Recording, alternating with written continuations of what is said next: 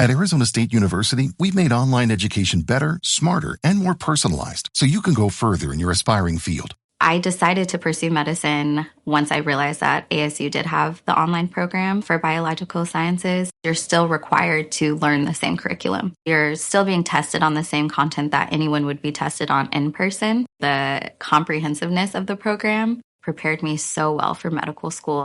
Explore over 300 programs at asuonline.asu.edu. Relájate y disfruta con nosotros. Rewind. Bienvenidos. Antes de empezar, ahí les va un disclaimer. En Rewind nos encanta hablar de vino desde todos los ángulos, pero siempre con respeto. Este capítulo toca el tema de el vino y la religión y lo hacemos con información bien investigada y de fuentes confiables. Sabemos que dentro de cada religión hay muchas formas de pensar y que incluso dentro de una misma pueden existir posturas contrarias. Así que lo que compartimos aquí no pretende ser una verdad absoluta, sino una perspectiva basada en historia, cultura y teología. Si en algún momento sientes que algo no cuadra o quieres aportar más al tema, en lugar de tirar hate, mejor escríbenos en redes sociales.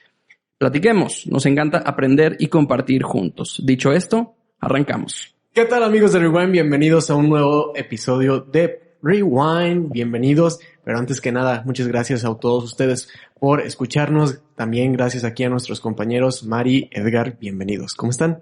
Muy bien, muy bien. Dani, Edgar, ¿cómo están? Y como bien lo dijo Edgar ahorita al principio de este capítulo, de este programa, nos gusta tocar todos los ámbitos, todos los temas, como ya se han dado cuenta. Y la verdad es que llevábamos mucho tiempo queriendo tocar el tema de cómo el vino interactúa con las diferentes religiones que existen en el mundo. Y hay muchas religiones, filosofías, creencias, formas de vida, pero quisimos abarcar como las más, no podemos decir importantes. No, son las más grandes, pero las por que número más de seguidores. Adeptos tienen quizá, ¿no? Más seguidores, sí, no, la palabra importantes no podemos manejarlo, pero sí que más seguidores tienen y que también son, pues las principales, ¿no? Que así le llaman, las grandes religiones algunas, y otras no son las grandes religiones, sino filosofías de vida también. Así Exactamente. ¿No? Y pues bueno, un poquito, para adentrarnos en el tema, el vino y la religión siempre han estado de una forma u otra de la mano. Uh-huh. Llámele religión, adoración a lo que la gente creía que era un ser supremo. Siempre ha sido un vehículo de trascendencia a lo divino, una conexión espiritual en diversas tradiciones religiosas, transformando lo cotidiano en un vínculo con lo sagrado. Uh-huh. No es solo social, es espiritual y es cultural. Y aunque en varias culturas o en varias religiones se les puede llegar a considerar malo, también hay muchos momentos en sus escritos y demás formas de comunicarse que tenían ellos, uh-huh, o que tenemos a la fecha, en el que lo veneran, ¿no? Que eso es lo interesante. Y toda la vida, desde antes de Cristo, de entrada, tenemos ahí el parteaguas, ¿no? De Cristo. Sí. Ha habido religiones, ha habido filosofías que tenían dioses del vino, como le hemos platicado. Por supuesto. Con los griegos, con los romanos. Con los romanos, o sea, estaba Dionisio, estaba egipcios. Baco, con Osiris, claro, con los egipcios. Y, por ejemplo, los antiguos egipcios siempre relacionaban las lágrimas de Horus y el sudor de Ra con el vino, con su dios Osiris. Y en América, aunque no había vino como tal, siempre tenían fermentos. Claro. Y usaban estos fermentos para comunicarse con lo que le llamaban la Pachamama, ¿no? La madre naturaleza. Sí, claro. Uh-huh. Entonces, de una forma u otra, el alcohol siempre ha estado relacionado con lo sagrado. Con lo sagrado y lo espiritual. Los vikingos, los paganos, todos estos. Existe Soma en las Vedas hindús, existe Sabasio en Tracia, existe Amón en Libia, ¿no? Todas estas culturas tan ancestrales en donde se origina el vino también. Entonces. Y mucho de esto es la parte natural, que es cómo se convierte un jugo de uva en vino, que es desde la incomprensión, de alguna manera, ahí entonces entra la conexión con lo sagrado. Más aparte, el tema de la, ¿cómo decirlo?, la alteración de los sentidos, uh-huh, ayuda a conectar también con las partes más profundas de las personas. Por eso, de alguna forma, es que entramos en las primeras conexiones del vino con lo sagrado, ¿no? Uh-huh. Entonces podríamos incluso titular estos 2 episodios, porque este es el primer, la primera parte. Van a ser dos. Sí, tiene que. La primera parte de 2 episodios, de el vino y lo sagrado, más que el vino y las religiones como tal, ¿no? Sí. Pero es eso, o sea, el vino siempre ha estado relacionado no solamente, como veíamos en el capítulo anterior, con la sociedad, sino con algo más profundo que va hacia la identidad de la misma persona humana, ¿no? Y llámese en cualquier tiempo, en cualquier momento, que es la parte o la dimensión, como es la sociedad, uh-huh. La dimensión hacia la trascendencia, la búsqueda del ser humano por algo que va más allá de sí mismo. Es que tarde o temprano tienes que creer en algo. Uh-huh. El ser humano cree en algo superior siempre. Pues es como natural, ¿no? Es una naturaleza que tenemos de creer, de buscar explicaciones más allá de nosotros mismos. Y eso ha sido desde que existe el hombre. Así es. Ajá. Darle una explicación a lo que no entendemos. Poco a poco hemos ido descubriendo el porqué de ciertas cosas, pero hay un punto que no podemos, que va a ser siempre inalcanzable, ¿no? Uh-huh. Que es encontrar este fundamento llamado, o deidad, ¿no? Uh-huh. Máxima, suprema, o superior. Creador. Exactamente. Sí. Y aquí es donde cada uno tiene esa libertad de creer en lo que... Ay, claro, bendita libertad y diversidad, ¿no? De creencias y religiones. Pero si nos vamos desde los primeros vestigios de la humanidad, pues se encuentran cuevas en donde se ve que los muñequitos, digámoslo así, los jeroglíficos o como le quieran decir, estaban adorando ya fuera al sol, a la luna, a diferentes formas superiores, ¿no? Que para ellos eran superiores y venía la adoración, tarde o temprano siempre. Sí. Sí, al final de cuentas es la conciencia del ser humano de su finitud. El ser humano se da cuenta de que va a terminar su vida y que de alguna u otra forma necesita postergar o vivir eternamente, ¿no? Puede hacerlo a través de la cultura, a través del arte, a través de los mismos hijos, pero cuando se da cuenta de que incluso estas primeras vías no son suficientes, entonces podrían buscarse otras opciones, uh-huh. como lo es una deidad. Incluso, todos necesitamos creer en algo que nos trascienda. Incluso los que no creen, uh-huh. creen en o buscan una opción de trascender. Uh-huh.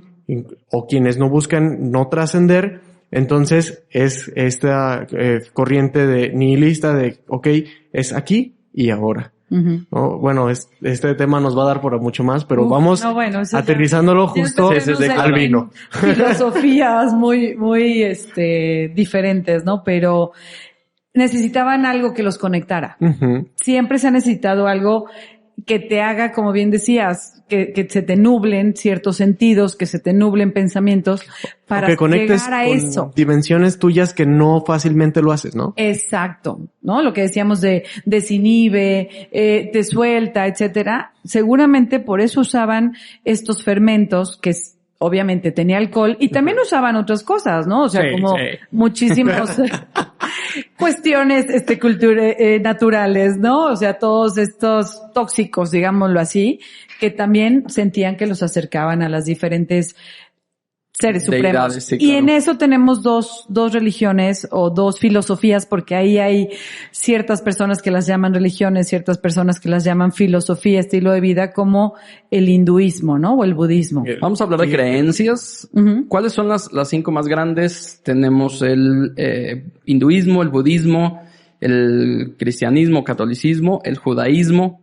Y de ahí se desprenden todas las demás. Nos vamos a centrar en estas. ¿El Islam? Las 5 y el Islam. El Islam también creo que es el mayor, el más grande. ¿De? ¿O como el más grande? Sí, el más grande en adeptos, seguidores, en adeptos. Creo que está en segundo lugar. Sí, bueno, por ahí va. Por eso dije. Pero yo creo que ya no están. Lo vamos a decir en orden. Sí, no decimos porque creo que están así como que el catolicismo y el islamismo están así como que uno arriba al ladito de otro, ¿no? O sea, sí está muy fuerte, hasta por cuestión demográfica, sí, ¿no? Claro, por el tema de Asia, pues es una gran cantidad poblacional. Y también por eso entra aquí el hinduismo, que es donde más tiene presencia en la India. Sí. ¿De dónde viene el hinduismo? El hinduismo es el resultado de la unión de una serie de creencias y prácticas rituales del subcontinente indio. En gran parte proviene del brahmanismo, que es como un precedente. Al brahmanismo le decían religión védica, de los Vedas, que desarrollaban las poblaciones indoeuropeas que se asentaron en la India en torno al 1500 antes de Cristo, aproximadamente. Un poquito más, ajá.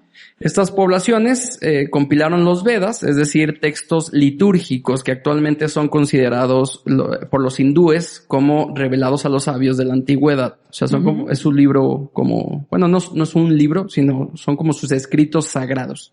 Sí, siempre está ese como persona mística que te revela ciertos secretos, Claro. ¿no? Si te pones a pensar.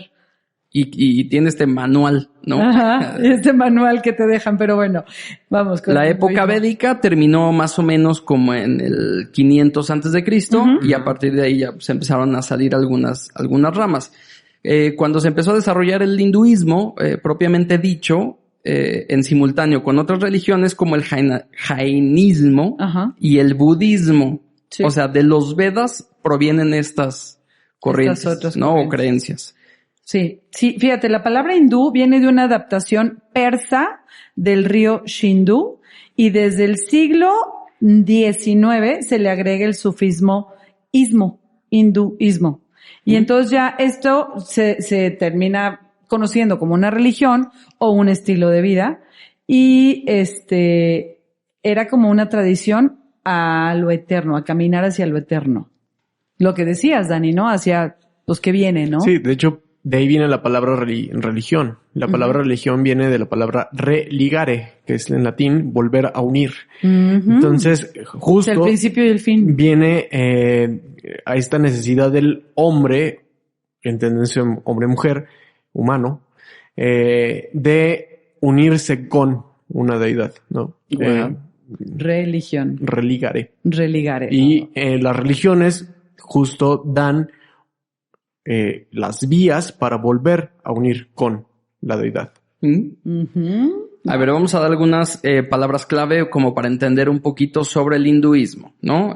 Tenemos a Ishvara, que voy a poner entre paréntesis, que es como Dios, por así decirlo. Digo, no quiero dar ese nombre. Sí tienen ciertos dioses. Es sí que creen en son, ciertos tienen, son dioses, ¿sí? politeístas. Ishvara es el creador y es la esencia de todo lo que existe.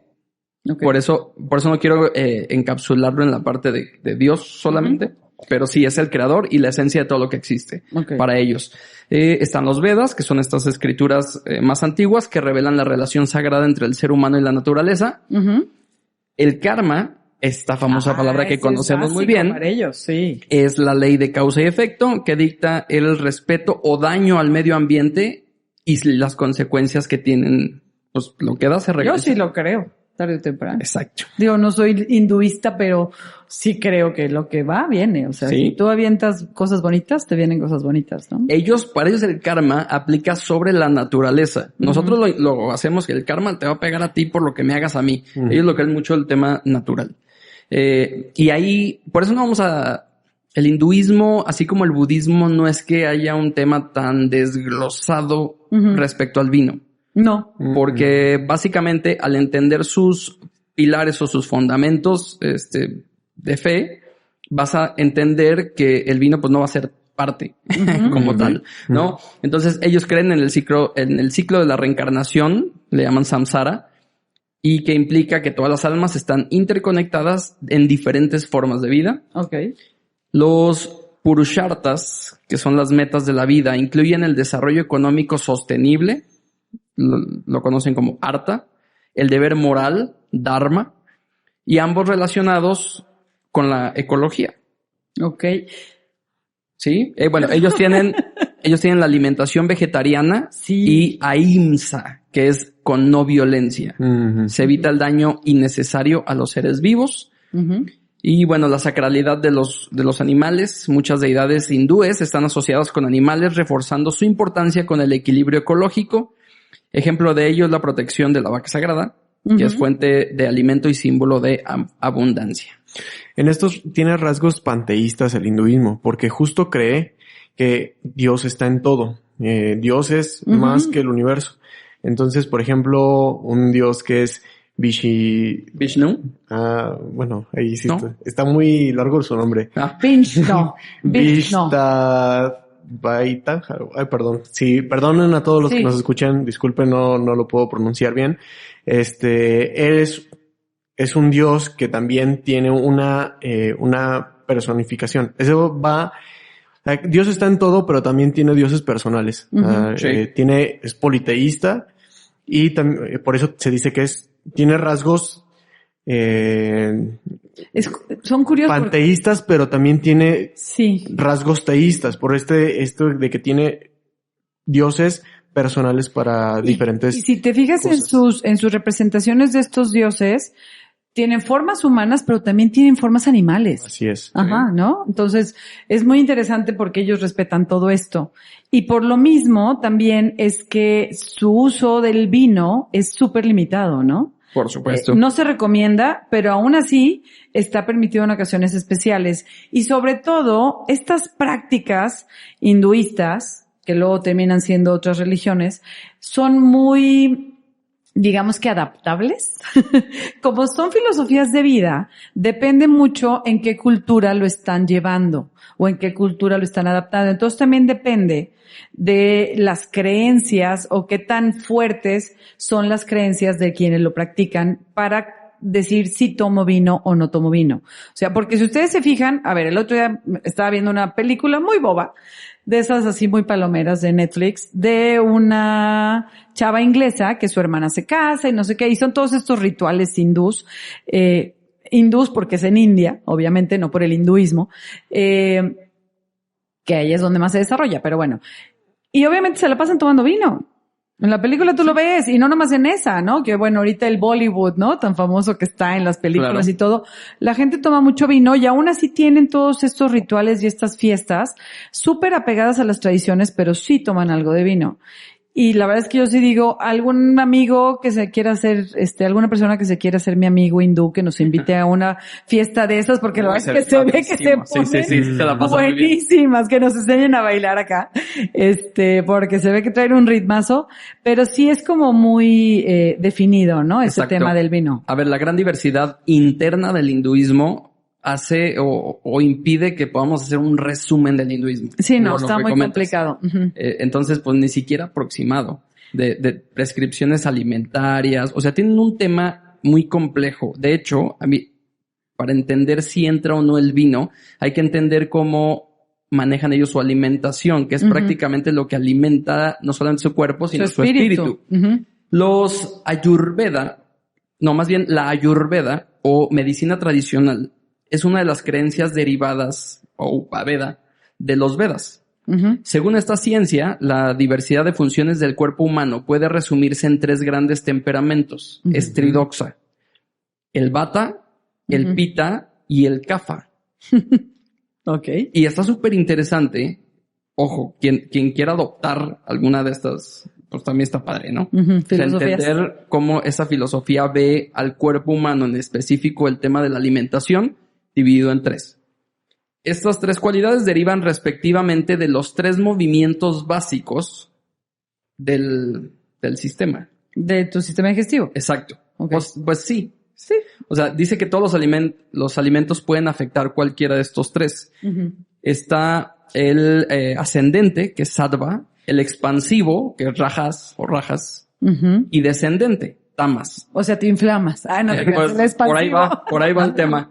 El médico ayurvédico Ajá. vela por la salud o la estabilidad equilibrando estas tendencias. Okay. Lo saludable se llama en sánscrito svasta o estable. Ajá. Así como el enfermo se le denomina en latín infirmum o no estable, Okay. Ujú. ¿no? Entonces aquí vamos No está firme, desglosando. infirmo. Exactamente. Los alimentos se clasifican y recomiendan según el temperamento afectado. Por ejemplo, la col estimula o excita el vata. Sí, eso Ok. también. El jengibre excita o estimula el pita o la avena estimula el kapha. Sí. Entonces, además, todo se considera, todo alimento se considera que tiene 3 sabores: el original, el potencial y el post-digestivo. Wow. En el hinduismo no hay pues alimentos prohibidos, Ándale. sino alimentos que facilitan el bienestar o lo obstruyen. En este sentido, que ciertos alimentos o bebidas pueden considerarse ocasionalmente como puros o impuros. ¿Ya? Ok. Se va entendiendo por dónde va el tema de la alimentación. Ya. Aquí el vino, pues ustedes me dirán qué tanto... Bueno, sí hay, porque de hecho, sí. a ver, en una de los Vedas, en estos textos sagrados para ellos, sí hay una bebida sagrada que se menciona en estas escrituras. Tiene connotaciones sagradas, ya que gracias a eso los humanos conectan con los dioses, que tienen varios, ¿no? Los que mencionabas tú, Dani, o Shiva, por ejemplo, la que a mí yo siempre he visto es Shiva, ¿no? Esta que parece como forma de mujer, con diferentes, manos, una cosa así. Sí. Entonces, y lo usan con ciertos rituales y le llaman Madhya, o sea, sí tiene su nombre. Y esto lo usan para alcanzar estados alterados de conciencia y lograr conectar con estas formas supremas y tener una conexión espiritual y llegar a la inmortalidad. Y decían ellos que su dios Indra bebía soma, que es un fermentado de jugo, no sabemos de qué jugo, obviamente, de qué fruto, y se definía como el dios que disfrutaba de la carne y el alcohol.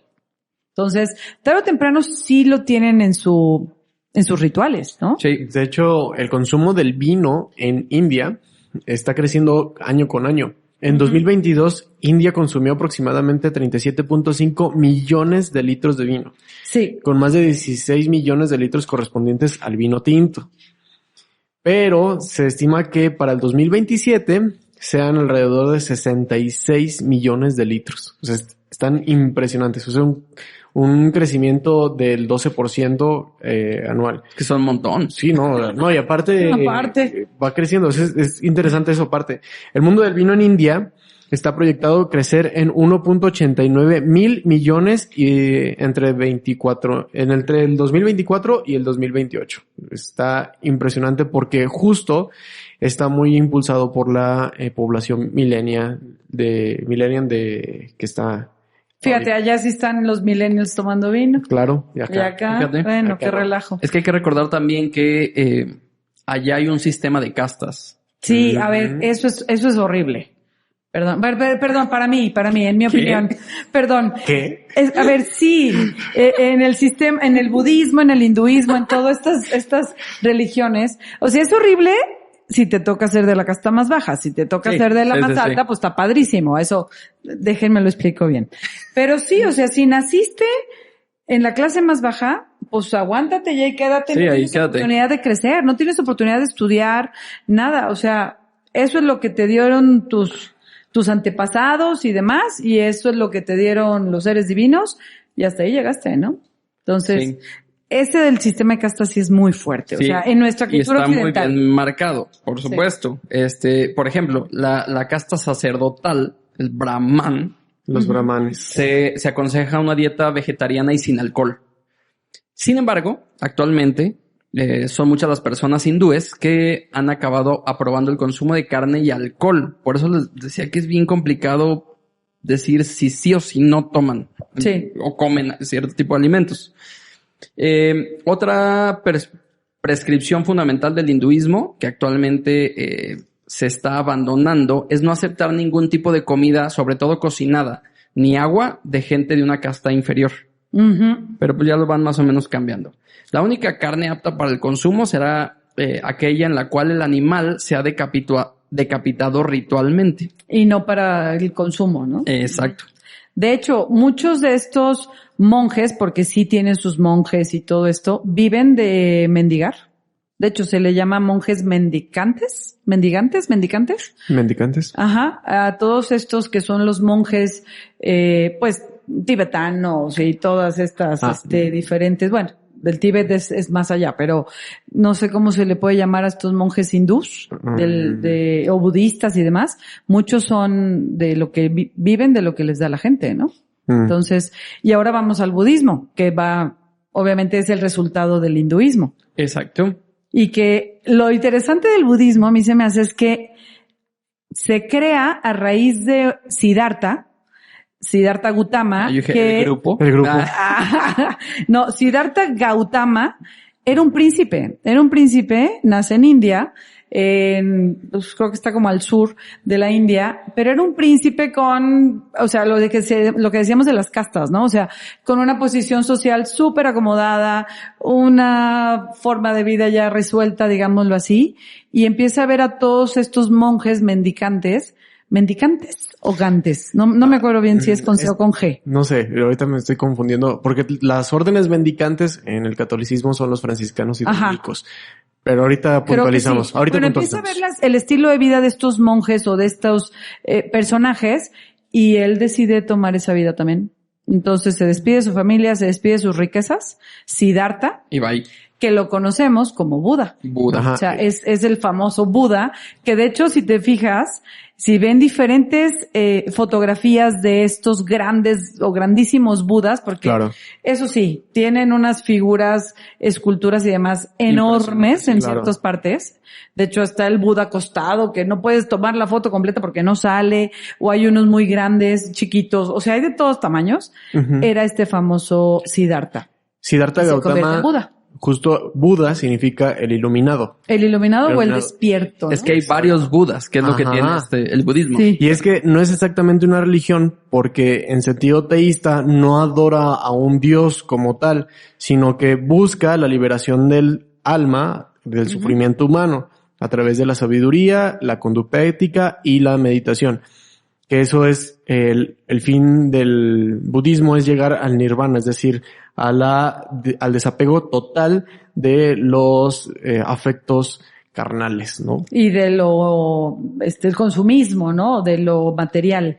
Por eso este príncipe se despide de todo y de todos. Mira, ahorita que hablabas de las bebidas que mencionan los Vedas, que Ujú. comparten los hindúes y los budistas, el soma, Ujú. yo encontré que era una bebida láctea con efectos similares a las drogas hechas con hongos alucinógenos Uy, eso sí estaba bueno, oye. y estramonio o riubarbo se llama. Ah, ya, también es otra planta.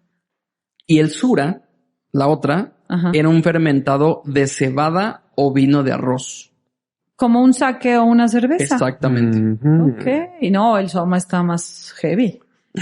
Bueno, Ya le estás metiendo otros pues sí, tóxicos, ¿no? Toxinas, digámoslo así. y pues sí, el dios védico pues más Sí. alto era el bebedor. Sí, Indra. digo, se supone que en el Indra. budismo tampoco toman vino como tal, pero sí tienen, o sea, sí tienen ciertas bebidas, sí usan el alcohol para diferentes festividades que tienen. De hecho, encontré una frase, o bueno, una oración chiquita, que es Buda y el alcohol. Dice, uno debe abstenerse de beber incluso una gota de alcohol, así como intoxicantes, porque son la causa de negligencia. Así decía Sí. Buda en algún momento, ¿no? Ujú. Y tiene un escrito o un escrito religioso, pues para ellos es su forma de llevar la vida también, que se llama el quinto precepto, en donde tienen diferentes, pues, reglas, digámoslo así, como puede ser su catecismo, ¿no? Ok. Y prohíbe el consumo de intoxicantes como la cafeína, y ahí tienen todo ¿cómo se dirá? Como conflicto existencial de si el té y el café entonces lo pueden tomar o no.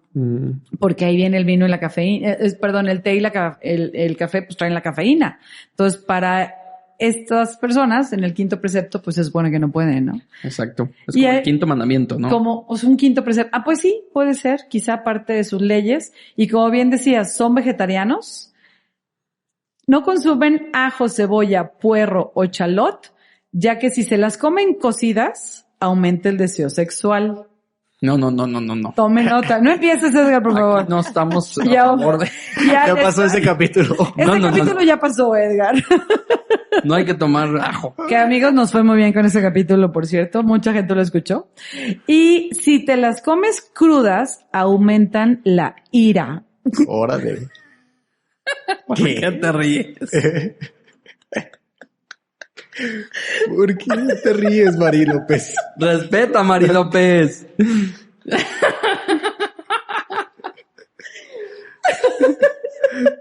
Ay, no. No, ya, es que no debimos grabar. No debimos grabar el de vino y sexo antes del de religión. Aquí, por favor, córtale, mi chavo. No se va a cortar, ni modo. Así se va. Okay. Sigamos hablando de religiones y no de Sí. qué se come. Entonces, Ay, Mira, por respeto a los budistas. a ver, aquí también mucho es, o sea, tú decides qué, si quieres tomar vino o no, en este tipo de filosofía.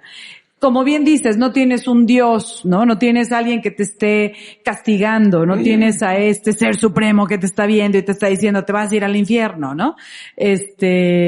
Como en otras religiones. Para ellos es, yo decido. Si yo tomo, entonces yo soy el que sé si estoy bien o mal, ¿no? Entonces, hay muchos practicantes que son muy laxos en el budismo, hay unos que son muy, muy rudos o muy estrictos, y entonces ya ellos dicen, ¿sabes qué? Sí lo tomo, y sobre todo le dan la fuerza total a la voluntad personal en su vida.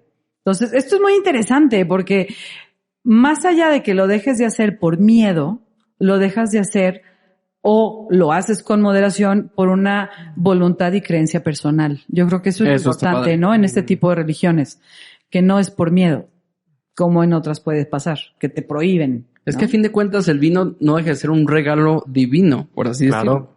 En la mitología, hablando de los Vedas, los dioses obtuvieron su inmortalidad bebiendo el soma, la bebida que ya platicamos. Y como era la bebida favorita del gran dios Indra, pues le dieron esa bebida al dios arquero Granjarva. Uno, pues para que la estuviera cuidando.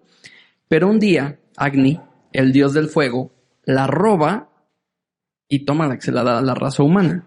Ese es como llega la bebida alcohólica a los humanos. Mira, es como para los Vedas. ¿Es divino? ¿Y qué le pasó después de...? No, pues ya después vieron cómo se pusieron y vino el quinto precepto.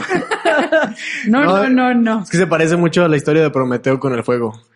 Sí. O sea, que roba... Pero roba el fuego. Roba el fuego y por eso lo castigan los dioses.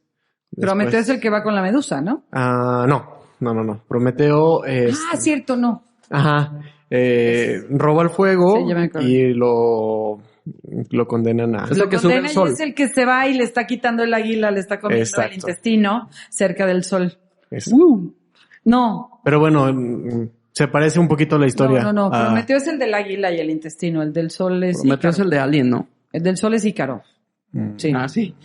Sí, el que vuela cerca del sol es Ícaro con las alas y se le derrite la cera que le pegaba las alas al cuerpo y cae. Y Prometeo es el que le da el secreto del fuego a los humanos y entonces lo castigan los dioses todos los días, volviendo a tener la misma historia de que llegue el águila y le empieza a comer el intestino. Sí, es algo muy Bueno, triste. estas son otras mitologías, pero Sí. también está el vino ahí. Ujú. A ver, me encontré una, digamos, moraleja, como ¿quieren la moraleja, niños? ¿Qué? Ay, ¿nunca vieron a Sí, Broso? ese fue Broso. Sí. Decía, y la tienen en los budas, ¿no? En estas creencias budas. Dice, había una vez un monje que debe decidir entre tomarse una botella de vino, acostarse con una doncella o matar a la cabra, la única cabra que tiene para poder cenar. Y opta por la menos ofensiva o la más inofensiva, que es, pues me tomaré el vino. Ya que si se acostaba con la doncella, pues pecaba. Y si se comía la cabra, pues mataba un animal. Entonces, despierta al otro día después de haberse tomado el vino y, oh sorpresa, está acostado con la doncella y se cenaron la cabra. Claro. O sea, si nos vemos, digo, igual yo lo estoy diciendo de una forma muy así, pero la moraleja es, tú crees que es lo más inofensivo y pues aguas, Bueno. pierde sentido, ¿no? Sí. Y Dani. Que me acuerdo del chiste, pero... No. Ok. Ey, es vino y religión, señores. Vino y religión. Pero no vamos a decir. Qué bueno que no se confundió. Este sí. Sí, yo también pensé lo mismo. Dije,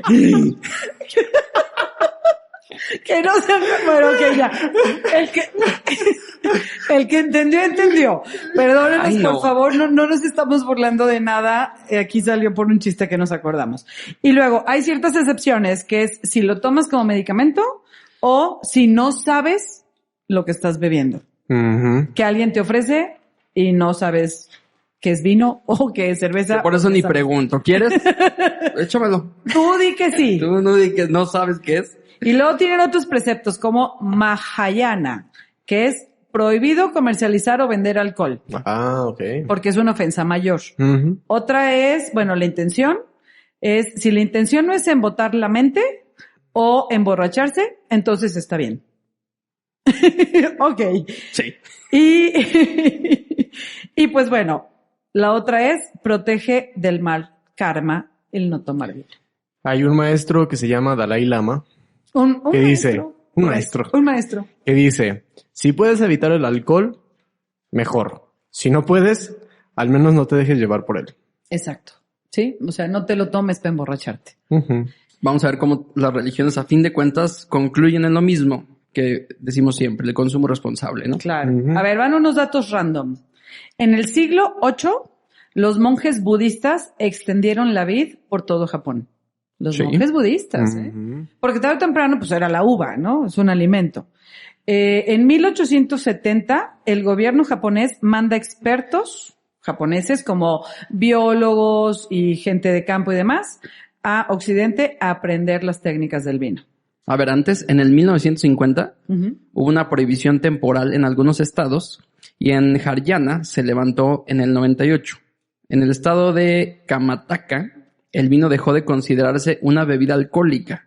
¿Tú lo traes ese? No, es Kamataka. Karnataka. Dejó de considerarse bebida alcohólica desde 2008. Ya no solo se podía vender en tiendas de alcohol con licencia, sino también en supermercados y otras tiendas. Así, el vino se equiparó a las bebidas no alcohólicas. Ok.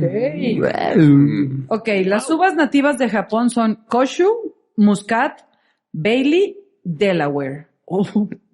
¿Qué Ok. tal? Tienen un clima húmedo y apto para la viticultura. Se cultiva también el merlot. Tienen 3 regiones importantes, Yamanashi, Nagano y Hokkaido. En otro lugar que es Myanmar, que es Birmania, que también se practica el budismo, el hinduismo, o bueno, se practicaba hinduismo, pero ahora budismo. Por ejemplo, una botella de whisky te puede costar $1 y una botella de vino te puede costar $10. Entonces también No. ahí va el rollo de, pues sí quiero, pero está, o sea, el acceso, ¿no? Producen muchas uvas francesas y tienen un escrito, fíjense, este se me hizo muy padre. Encontraron en unas cuevas, ahora sí que en el desierto, un escrito que se llama Cha Yu Lun, que está escrito, creen, desde el siglo VII. Lo encontraron en el siglo XX, pero ya con estudios y todo se cree que está hecho desde el siglo VII. Y es todo un discurso o discusión del té y el vino. Wow. O sea, ponen al té y al vino como personajes en este escrito. Y el té está diciendo, a ver, no, espérate, yo soy el primero de todos los tiempos, vengo de las hierbas y las infusiones y bla, bla, bla, bla, y soy el mejor. Y el vino dice, oye, no, pero yo sí era tomable, tú no, porque te hacían con agua y el agua era contaminada y no sé qué, y como yo tenía un proceso de fermentación, yo sí era sano para las personas y tú no. Pero bueno, ahí me eché 2, 3 escritos, 2, 3 pedacitos del libro, y está súper interesante cómo los ponen como personajes. La verdad es que sí, o sea, si les llama la atención, se llama Cha, de C-H-A, Hiu, J-I-U, Lun, L-U-N. Cha Hyu Lun. Y es un escrito, y está, oye, en el siglo VII, ¿quién lo escribiría? ¿No? Está muy interesante. ¿Con qué seguimos? Wow. Pues bueno, aunque Vamos. el hinduismo y el budismo comparten raíces comunes y conceptos similares, se diferencian en su panteón de deidades, prácticas rituales y la figura de su fundador. ¿Va? Ok. Vámonos al Buda, Siddhartha. Islam. Al Islam. Islam. Islam, islamismo, musulmanes, Hebraísmo. Ibraísmo, abrámica, son muchas cosas, ¿no? No, me estoy confundiendo, perdón. Hebraísmo son de todos los hebreos, hebreicos. sí. Ajá. Sí. Pero tarde o temprano es una religión abrámica. Islam. Exactamente. Son 3 grandes religiones abrámicas, ¿no? Sí. Y esta es una de ellas. Para entender un poquito de dónde viene el Islam y por qué viene o es una religión abrámica, hay 3 religiones que consideran que Ismael fue el primer hijo de Abraham. Ujú. Sin embargo, la tradición judeocristiana da preferencia a Isaac. Ujú. La judeocristiana es pues las que vamos a hablar en el siguiente capítulo, ¿no? Ujú. Judaísmo, catolicismo, cristianismo, creemos más en el hijo de Abraham, que era Isaac, que de ahí viene los 12 tribus y bueno, Ujú. el linaje de Jesús. Mientras que los musulmanes, ellos sí creen que fue Ismael. Bueno, no sé si recuerdan la historia, Ujú. Abraham era pues ya de muchos años, era ya Ujú. grande. Ya era grande. Él no, o sea, Dios le había dado la promesa de que iba a tener muchísimos hijos Y Y nada. la mantenía. y no creyó. Su esposa Sara, pues A él también se le aparece Dios y le hace una promesa divina, ¿no? exactamente. Y pues como que no quiso creer.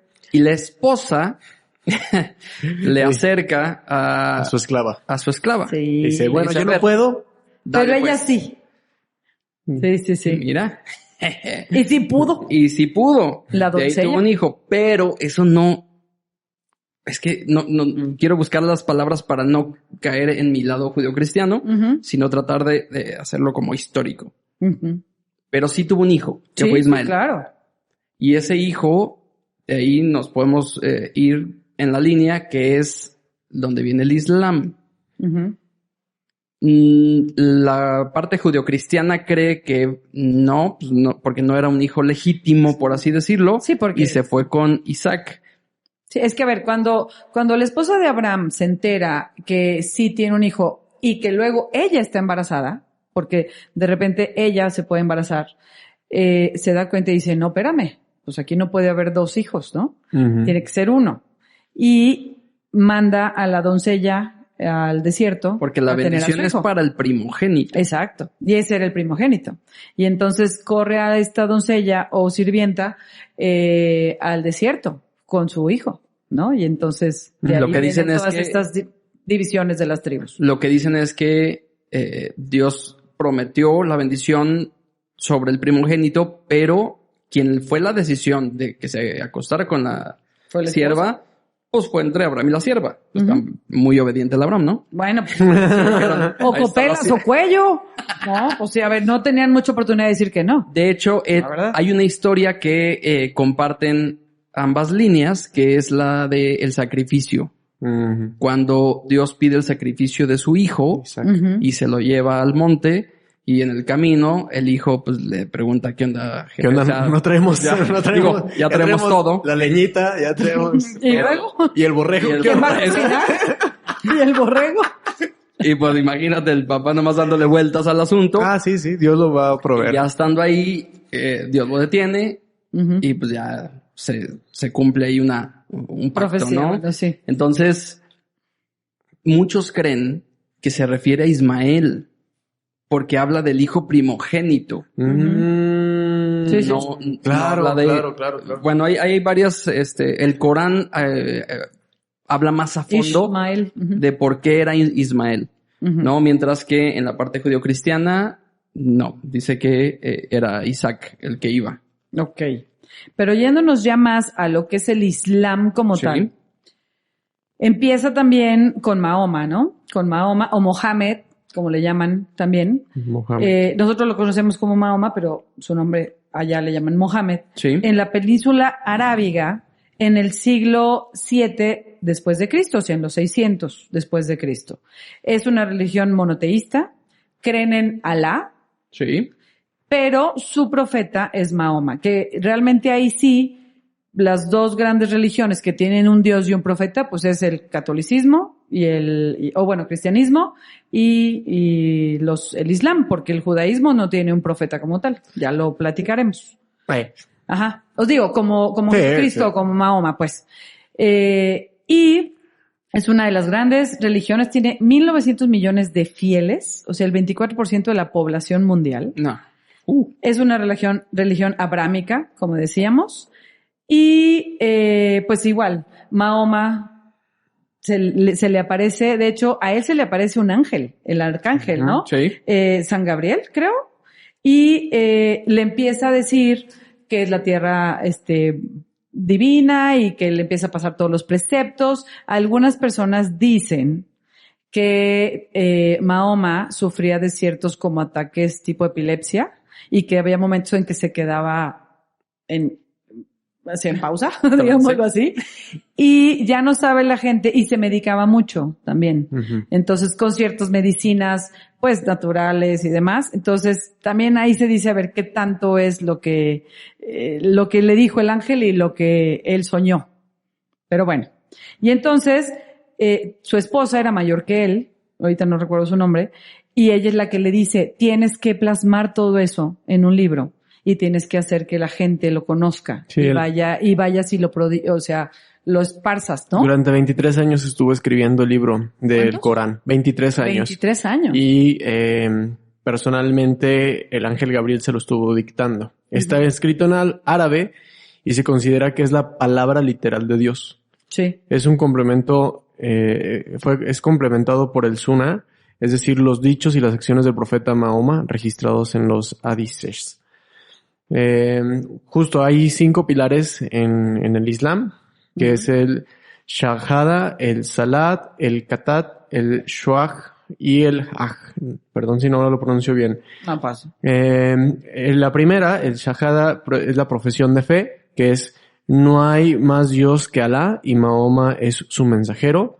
Después está el Salat, que es el segundo pilar, que es la oración 5 veces al día en dirección a la Meca. Por eso, diferentes personajes en el mundo que son musulmanes, a la hora que toca rezar, se direccionan hacia donde está la Meca y empiezan a orar. Es impresionante. Es impresionante justo esta devoción que tienen. El zakat, que es la limosna o caridad obligatoria, que es el 2.5% de los bienes a los pobres. Y el Sam, que es un ayuno durante el mes del Ramadán, que no comen nada durante el día y solamente pueden comer hasta que anochece, ¿no? Hasta que anochece. Mientras esté el sol no pueden comer nada. Es algo impresionante eso. Sí. Justo si ustedes están planeando viajar a algún país musulmán, revisen que no sea mes del Ramadán porque no van a... Y cambia, tengo idea que cambia, ¿no? Así como la Pascua, el Ramadán también. Sí, está regulado por la luna, me parece. Ajá, también. El último que es el Hajj, que es la peregrinación a la Meca, al menos una vez en la vida. Ah, sí, todos tienen que ir, ¿no? Tienen que ver, hay un, hablando de la Meca, hay un documental en Netflix que, ahorita no me acuerdo el nombre como tal, pero sí dice algo de la Meca. Y te das cuenta, o sea, yo la verdad antes de ver ese documental yo pensaba que pues igual la Meca era un lugar donde llegaba la gente, sí, con el lugar, cuadro enorme que súper protegen, pero pues X en cuestión tecnología, ¿no? O sea, en cuestión desarrollo, no. X lo dijo Mari. O sea, sí, no, o sea, no, X me refiero a qué tan desarrollado la está. Meca. No, para que vean, o sea, la ignorancia luego tenemos muchos, ¿no? O sea, no, al momento que vi este lugar, lo tienen totalmente tecnificado, lleno de pantallas, lleno de gente que está ahora sí que viendo en las pantallas quién entra, quién sale, cómo está. Tienen un equipo de limpieza todo el día. Cada hora están cambiando gente, entra y sale durante todo el día. Imagínense en el tiempo que tienen las festividades, pero este equipo de limpieza va por todos lados. No me acuerdo ahorita bien cómo se llama el documental, pero sí dice algo de la Meca. Y está súper interesante. La verdad es que me quedé de a 4. No pensé que fuera esa organización tan fuerte. Acá lo interesante también del Islam es que tiene muchísimas ramificaciones, como también lo pueden ser las otras religiones del libro. La más popular es el sunismo, que tiene el 85% de los musulmanes. Y cree que el sucesor legítimo de Mahoma debía de ser elegido por consenso. Uh-huh. También está el chiismo, que es del 10 al 15%, que cree que el sucesor de Mahoma debía de ser su primogénito y yerno, que es Ali. Sí, pues era el esposo de Fátima, ¿no? Y luego cree que tiene una jerarquía religiosa más marcada con figuras como los imanes. Imam. Ajá. Imam. Y los imam. Y las otras ramas como puede ser el sufismo, los ahmadíes y los abadíes. Sí, por eso hay algunas corrientes que son mucho más estrictas o ortodoxas, Claro. ¿no? Que otras. Fíjate que me tocó estar hace ya pues, como 8 años en Tierra Santa, en pleno Jerusalén. Jerusalén, ustedes saben que tiene las 3 religiones. Sí. Tiene judaísmo, islamismo y el catolicismo. Sí, ¿no? es el centro de las 3. Ajá. Y estás por ejemplo, estábamos justo en, ¿cómo se llamaba? Donde Pilatos dijo, Pilates. Pilatos. 2. Vamos a hacer ejercicio. Pilatos. El pretorio. Ajá, El pretorio. Donde después de azotarlo y demás se llevan Ajá. a Jesús en el pretorio. Estábamos ahí en un momento de que te están explicando todo lo que le hicieron a Jesús, Ajá. todo lo que le hicieron de los latigazos y la corona de espinas y demás. Y en eso de repente empiezas a oír, y no sé qué, o sea, estos Sí, los cánticos rezos, ¿no? que son rezos, pero son cantados. Ujú. Es impresionante, o sea, se te pone la piel chinita, o sea, tú estás, porque bueno, yo soy católica, pero entonces tú estás con el rollo de escuchando qué pasó con este ser tan increíble en el que crees que es Jesucristo, y de repente empiezas a oír estos cánticos que son hermosos, Sí. y es un choque cultural impresionante. De hecho, el Claro. Corán sí Impresionante. reconoce a Jesús como Sí, un profeta. y a la Virgen, Sí. Ujú. y a la Virgen. Entonces, de hecho, tienen diferentes capillas a la Virgen. Órale. Ahí, Eso no lo ajá, sabía. ajá, en el área islámica tienen ciertas capillas hacia la Virgen y la respetan como la Madre de Dios. En el Islam. Sí. Como la madre. Igual y no como la madre de Dios porque ven a Jesús como un profeta, no como hijo de Dios. Bueno, como la Madre de Jesús, perdón. Ajá, ajá. Sí, me equivoco. Como la Madre de Jesús. Ujú. Sí, tienes razón. Sí, y la veneran y la respetan muchísimo, muchísimo. Ok. Sí, pero es súper contrastante. Y vas caminando, ya que sales de eso, y ves rabinos caminando hacia ti. O sea, dices, ¿qué onda? O sea, ¿qué está pasando? Pues es que ahí se entiende Sí. un poquito más estas religiones abrámicas, ¿no? Sí. Que comparten, y tú dirás, bueno, ¿cómo vamos a hablar del Islam y vamos a hablar de vino? Sí. ¿Cómo es eso posible? Una religión que, al menos en teoría, lo prohíbe, Sí. pero que tiene cuna al igual que el vino. ¿No? Ya sé, dice, el Corán lo menciona como un regalo divino y lo sitúa como recompensa en el paraíso. O sea, en el Exacto, Corán como sí, tal sí, no sí, viene sí. la prohibición. Viene el no embriagarse, el no Ujú. emborracharse. Lo califica como una tentación satánica, o sea, tentación. Y lo prohíbe junto a los juegos de azar. O sea, no es que te diga no tomes por no tomar. O sea, aguas, ¿no? Lo que también decían en el budismo y en el hinduismo. O sea, no te lo prohíbo, pero bueno, eso dice el Corán. Ya las prácticas es otra cosa. Bueno, de hecho hay un poeta y matemático musulmán Ujú. que habitó en la antigua Persia, en el actual Irán, y sus versos sorprenden por su celebración del vino, ya que pues, el Islam prohibía y prohíbe. Bueno, Pues en algunos lugares sí, pero ahí sigue prohibiendo. sin embargo, pues bueno, el vino se produce y se bebe a día de hoy en países de mayoría musulmana. Sí. Fíjate, él decía, nuestro tesoro, el vino, nuestro palacio, la taberna, nuestros Órale. fieles compañeros, la sed y la embriaguez. Fíjate. Desconocemos la inquietud, puesto que sabemos que nuestras almas, nuestros cuerpos, nuestras copas y nuestros vestidos manchados no tienen nada a temer del polvo, el agua y el fuego. Wow. Wow. Fíjate, tienen una oración, y esta sí, la voy a leer, espero me salga bien. Ah, no te quedas, esa es de los judíos. Al rato no, en el próximo Órale, capítulo pues. se las voy a leer, pero esa es de los judíos. Pero también tienen diferentes, como contrapartes dentro del Ujú. Corán. Dice, tienen unos escritos que se llaman hadices, porque creo que ellos sí pronuncian la H, ¿verdad? El Corán expresa posturas contradictorias sobre el vino. Lo describe como una bebida placentera y parte del paraíso. Advierte sobre su perjuicio moral y social, equiparándolo con los juegos de azar. Lo condena como una obra del demonio y lo prohíbe explícitamente en el Sura 590-91.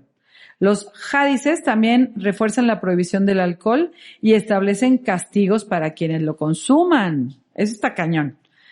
Se permitían bebidas sin fermentación como jugos y mosto. Y se desarrollan métodos para transformar el vino en vinagre sin infringir en la prohibición. O sea, ¿qué? ¿No lo fermentas?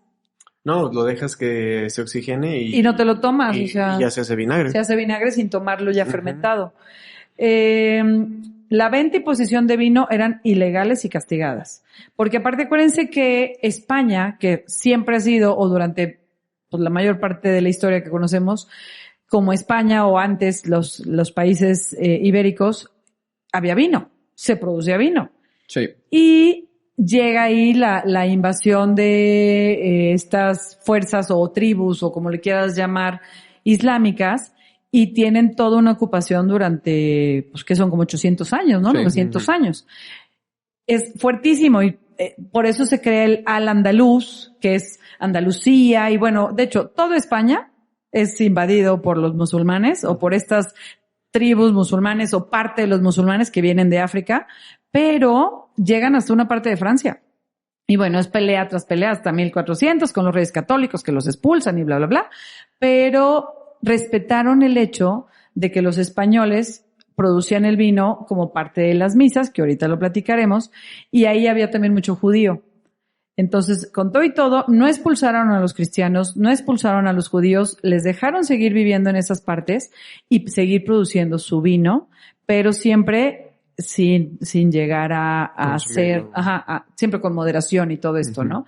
Y sobre todo, pues la producción de uva para uva pasa, que ellos sí consumen mucha uva pasa. Entonces, sí está interesante. Los castigos. El consumo del alcohol se castigaba con 80 azotes, basado en la equivalencia con la pena por calumnia. O sea, es lo mismo, calumniar que tomar vino. No se podía azotar a un borracho ni en condiciones climáticas extremas. Bueno, si te ponías cohete o si hacía mucho calor, ya no te castigaban. Y sobre todo la gente con mayor rango eran a las que más castigaban porque suponía que entre más oportunidades tienes, más razonamiento tienes, entonces pues no debes dejar que el vino te nuble, ¿no? Wow. Sí, está cañón. A ver.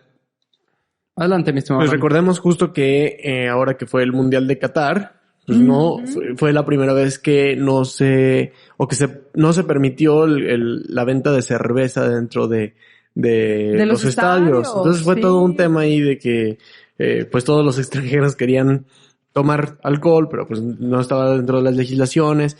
Y bueno, yo creo que tuvieron que poner como lugares permitidos para el consumo de alcohol. Y poco a poco ha ido cambiando. En la actualidad el Islam ha tenido que, no digo adaptarse por tema religioso, sino por tema cultural, ¿no? Al tema del consumo del alcohol en sus tierras. A ver. Y aparte ahora con el turismo, pues ¿cómo? Exacto. Fíjate, por ejemplo, Turquía, que es el quinto país del mundo en términos de producción de uva. Y es el primer país musulmán productor de vino. Wow. ¿No? Con 266,900, poquito más, toneladas que en 2021 se registraron, ¿no? Ajá.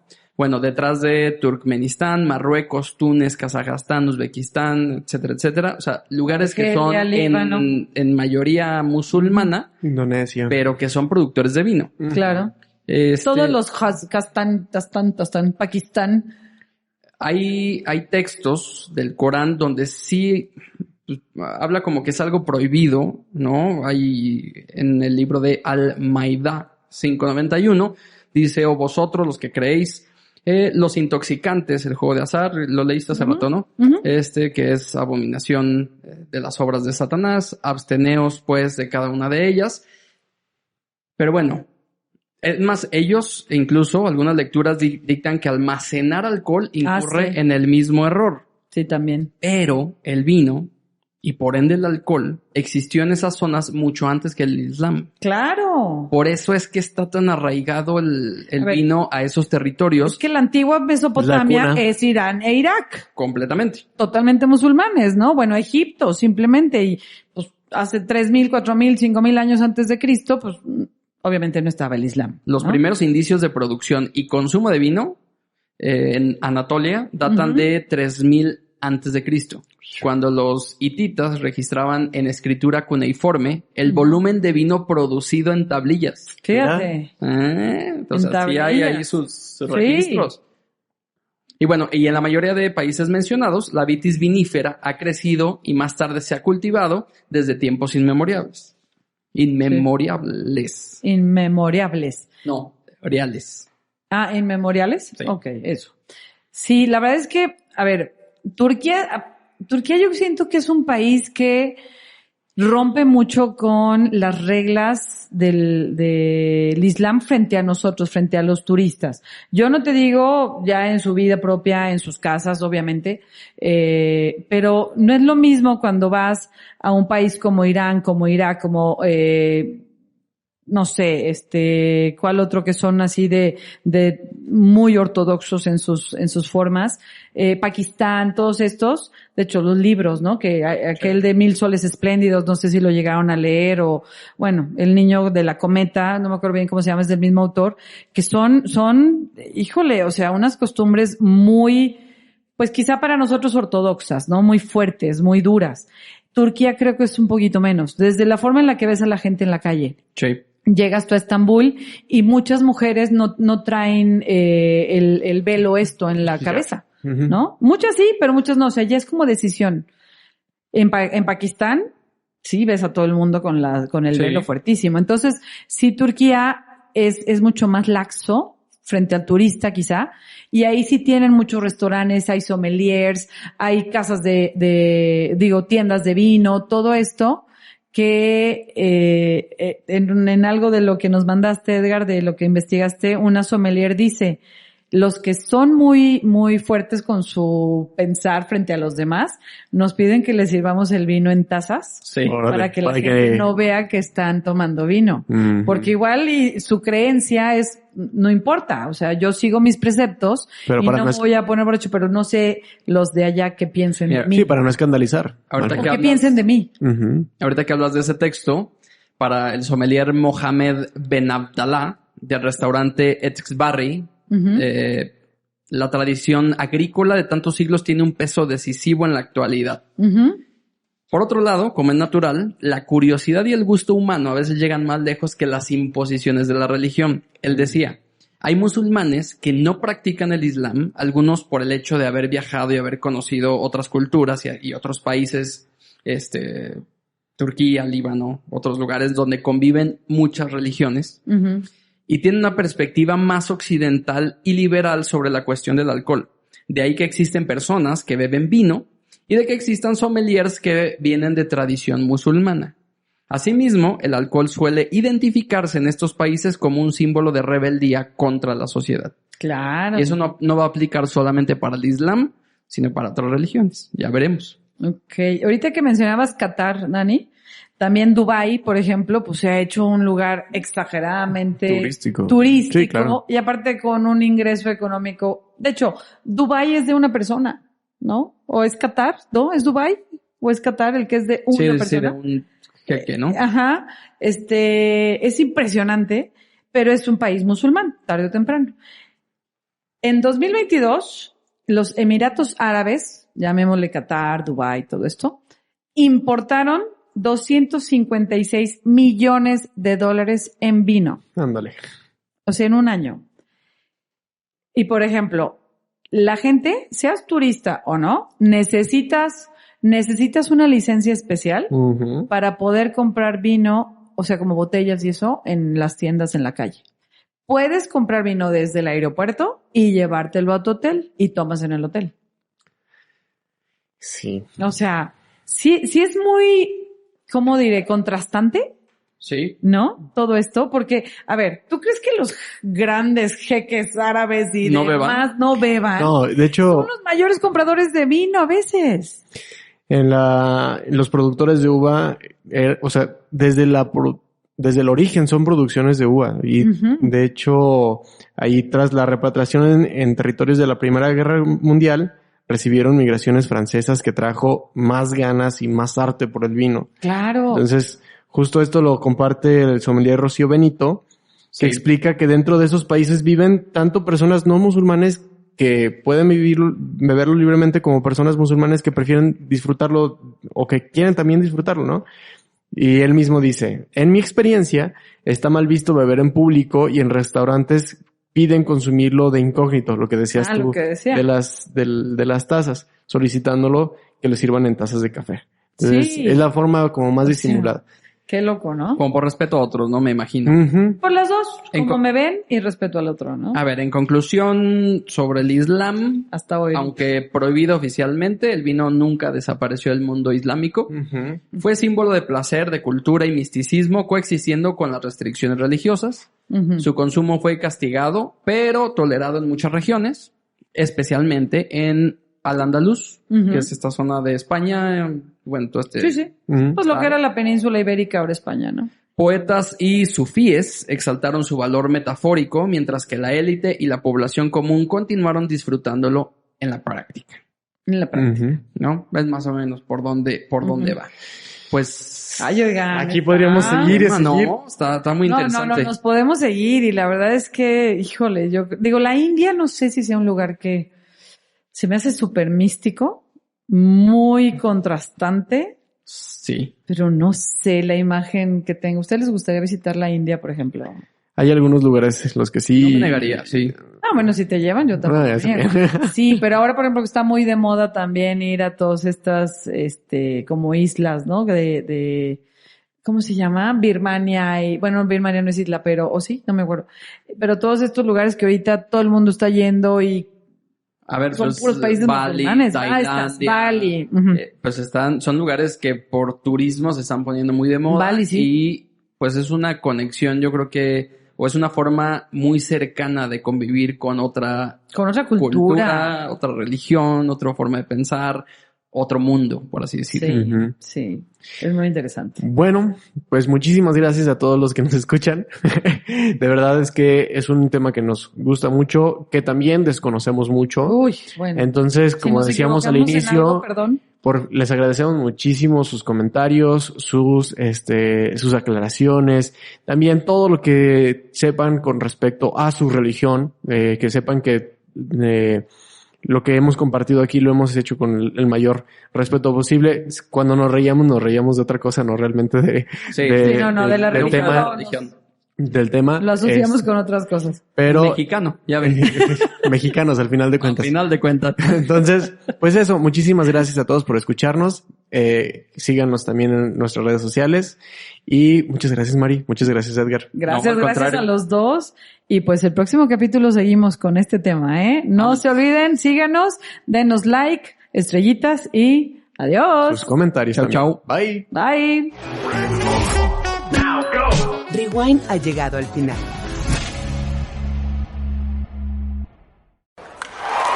Breaking news from the stadium tonight as an anonymous fan foot the bill for 55,000 hot dogs, bringing that sweet tubed meat to everyone in attendance. Free dogs! Yeah! 55,000 hot dogs? What does that even cost? While the identity of this Frankfurter philanthropist remains anonymous, their all-beefy generosity will go down in history. The new Mega Millions. More to win means more to give. How you spend it is up to you. Yeah! For game odds and details, visit sceducationlottery.com.